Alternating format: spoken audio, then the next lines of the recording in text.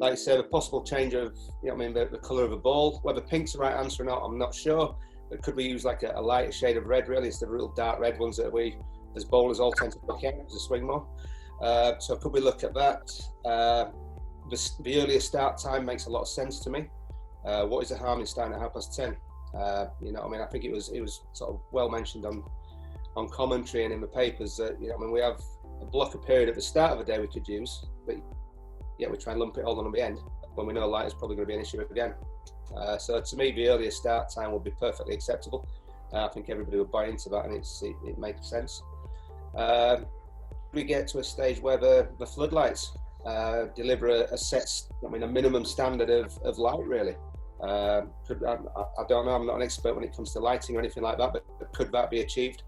And as you mentioned, the glasses, is that another option as well? But I certainly think it's something that we should be looking at. We all want to play as much cricket as possible, and keep the guys out there for as long as possible. I mean, that's what we're all here for, really. I've had no official word that it will happen now. I think, in my opinion, probably, it'd be a good idea. And I know there's chat around it, so we'll just wait to see what we'll come back with. But there'll be no complaints from us if it happened. Yeah, I think it should be. I mean, we're all here anyway. It's not like any of us are travelling. We're all on the ground, so it wouldn't be very difficult to make it happen. And if there were spectators, and you feel for them as well, the sense of frustration that you get. People paying money to come and watch cricket. I think if it got out there that we're starting half an hour early, I think people would probably make an effort to get in half an hour early just to get the cricket on. So I think it's certainly, like I said, there's a number of solutions I think we need to look at. And sort of take it from there, really. Listen, we're going to keep all options open. There's always one eye on the future, but there is a here and now as well. We're playing against a good side here, and we've got to make sure that we try and field a side that we believe we can beat them. So we'll keep all options on the table for this test.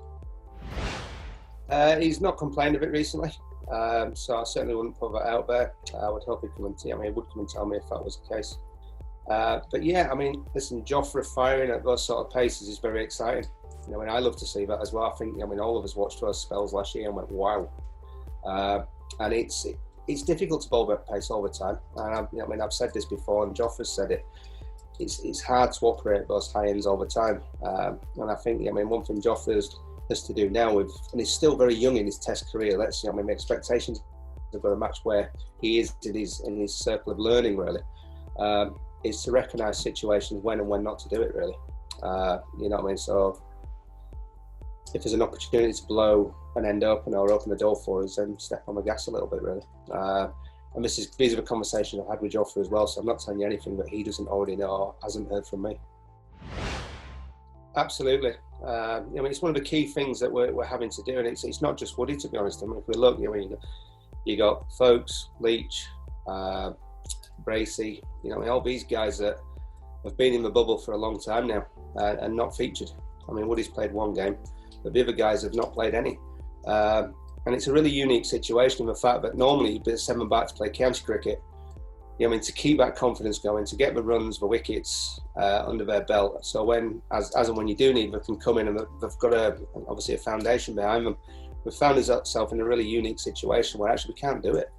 If you look at the rules of getting people in and out of the bubble, so actually, especially with the test being cramped up, we can get them out and get them back in again. We just haven't got the time to do it and stick to the rules, the guidelines that have been set for us around with COVID. And to be honest, the guys have been fantastic. They've worked really hard. But we've seen them, the keepers are out every morning working with Frenchie. The bowlers are out working with the bowling coach. Leachy worked exceptionally hard with the spin bowling coaches and so they've all been absolutely fantastic. Everybody that's in the group, but in particular, really, I suppose a special one goes to the guys that haven't played and the way they've conducted themselves throughout this. And yes, we've had to spend time making sure they're okay because they've had a very difficult job. It's very difficult, if I'm honest. You look at what do you need in the here and now, and obviously you look down the line of what potentially we need. So it's a difficult balance to get. We'll do as best to try and strike that balance more often than not. But at the same time, when I look at the squad the team that played last time, we're still building for the future. We had a lot of young lads in there as well. You know what I mean? That are all potentially going to feature in those Ashes as well. So we are building for the future, but not just from a bowling point of view, from a holistic point of view, really. So, you know what I mean?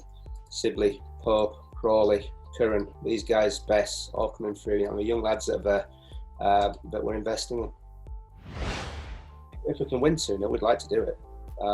You know what I mean? But equally, I don't want to give anybody a victory they don't deserve either. You know what I mean? So I'm not going to make it easy on anyone. But equally, we want to keep accumulating those points because we'd love to be in that Test final.